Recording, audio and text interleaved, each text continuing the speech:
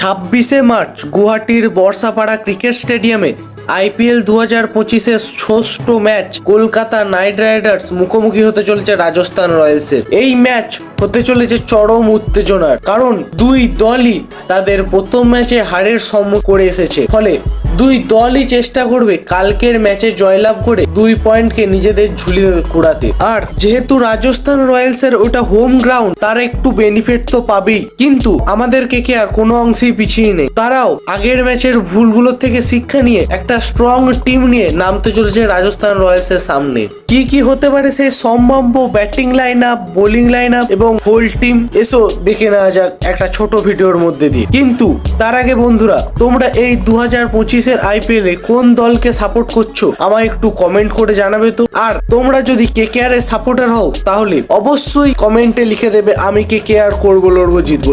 তাহলে আজকের টপিকটা নিয়ে আলোচনা করা যাক। কেকেআর এর সম্ভাব্য ব্যাটিং লাইন আপ যেটা হতে চলেছে সেটি হলো, ওপেনার হিসাবে তো সুনীল নারায়ণ থাকছেনই, যিনি প্রথম ম্যাচেই তিনি বড় রান করেছেন এবং ওনার সঙ্গে কুইন্টন ডিকক থাকতে পারে এরকম গোপন সূত্রে শোনা যাচ্ছে। ওপেনিং কম্বিনেশন চেঞ্জ হবে এরকম কিছু আঁচ এলেও আগের ওপেনিং কম্বিনেশনের সঙ্গেই যেতে চাইছে কেকেআর টিম ম্যানেজমেন্ট। তারা অভিজ্ঞতাকেই বেশি প্রায়োরিটি দিচ্ছে কালকের ম্যাচের জন্য।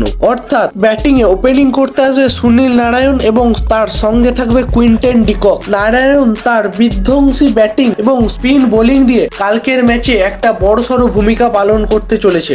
আর কুইন্টন ডিকক যে প্রথম ম্যাচে ব্যর্থ হলেও এবার রাজস্থান রয়্যালসের সঙ্গে ম্যাচে তিনি ঘুরে দাঁড়াবেন সেটা অনেক বিশেষজ্ঞরাই মনে করছেন। 3 নম্বরে আসতে পারেন অধিনায়ক আজিঙ্ক্য রাহানে। প্রথম ম্যাচে যিনি দুর্দান্ত 50 করে ওনার ফর্ম, তিনি কোন ফর্মের মধ্যে দিয়ে যাচ্ছেন সেটা বুঝিয়ে দিয়েছেন। 4 নম্বরে আসতে পারে আঙ্ক্রিস রঘুবংশী। প্রতিভাবান এই ব্যাটসম্যান আগের ম্যাচে আক্রমণাত্মক ইনিংস খেলেছিলেন, এবারও তাকিয়ে থাকবে আরেকটি বড় স্কোরের দিকে, যা কেকেআর এর ব্যাটিং লাইন আপকে অনেকটাই স্ট্রং করতে সাহায্য করবে। 5 নম্বর পজিশনে আসতে পারে ভেঙ্কটেশ আয়ার, যিনি আইপিএল এর ইতিহাসে অন্যতম দামি খেলোয়াড়। এর প্রভাব এবং এর ছাপ তিনি অবশ্যই কালকের ম্যাচে ছাড়তে চাইবেন। এরপর আসতে পারে রিঙ্কু সিং, যে পরিচিত ফিনিশার হিসাবে বড় বড় ছক্কা হাঁকানোর জন্য এবং 1 ওভারে ম্যাক্সিমাম রান করার জন্য। আমাদের তো মনে আছেই সেই পরপর 5টা বলে 5টা 6-এর কথা। হ্যাঁ, সেই রিঙ্কু সিং এর কথাই আমরা বলছি, যে পারে হেরে যাওয়া ম্যাচকে হারের মুখ থেকে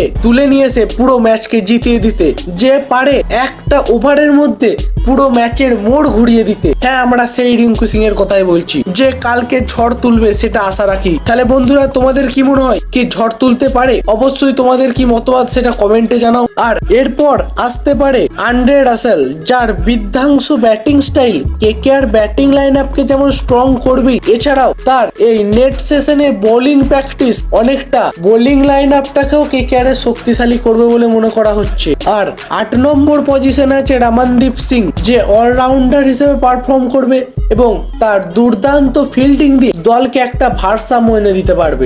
একটা ব্যাটসম্যান একটা ম্যাচে রান করবে, তার পরের ম্যাচে সে রান না করতেই পারে, তার ফর্ম খারাপ যেতেই পারে। একটা বোলার তার ফর্ম ভালো থাকলে সেদিন সে অনেক উইকেট নেবে, পরের ম্যাচে সে বড় রান খেতেই পারে। কিন্তু একটা ভালো ফিল্ডার যে প্রত্যেকটা ম্যাচে পারফর্ম করবে, যার একটা ভালো ফিল্ডারের ছোটখাটো কন্ট্রিবিউশনও অনেকটাই এগিয়ে নিয়ে যাবে দলকে। তাই এক্ষেত্রে রমনদীপ সিং এর অনেকটাই ভূমিকা থাকবে কালকের ম্যাচে।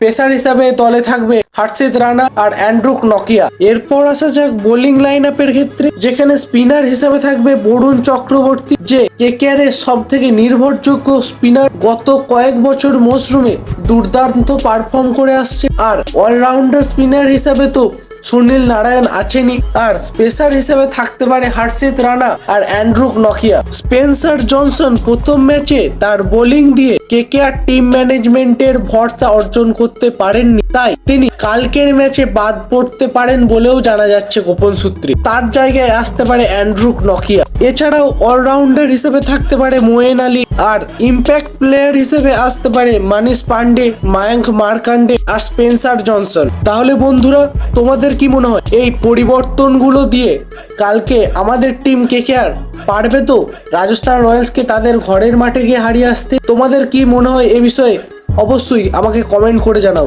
আর তুমি যদি কেকেআর এর একজন ডাই হার্ট ফ্যান হয়ে থাকো তাহলে অবশ্যই ভিডিওটি লাইক করো এবং চ্যানেলটি সাবস্ক্রাইব করে ডেসক্রিপশন বক্সে থাকা লিঙ্কে ক্লিক করে আমাদের টেলিগ্রাম চ্যানেল অবশ্যই জয়েন হয়ে যাও, যেখানে ক্রিকেট রিলেটেড সব খুঁটিনাটি আপডেট সবার প্রথমে দেওয়া হয়। আর ভিডিওটি ভালো লেগে থাকলে তোমার মতো ওইরকম একজন কেকেআর এর ডাই হার্ট ফ্যানকে অবশ্যই শেয়ার করে দাও। যেভাবে তুমি কেকেআর রিলেটেড সব আপডেট সবার প্রথমে পাচ্ছ, সেও যেন কেকেআর রিলেটেড সব আপডেট সবার প্রথমে পায়। তাহলে বন্ধুরা আজকে এই পর্যন্তই থাক, দেখা হচ্ছে পরের ভিডিওতে।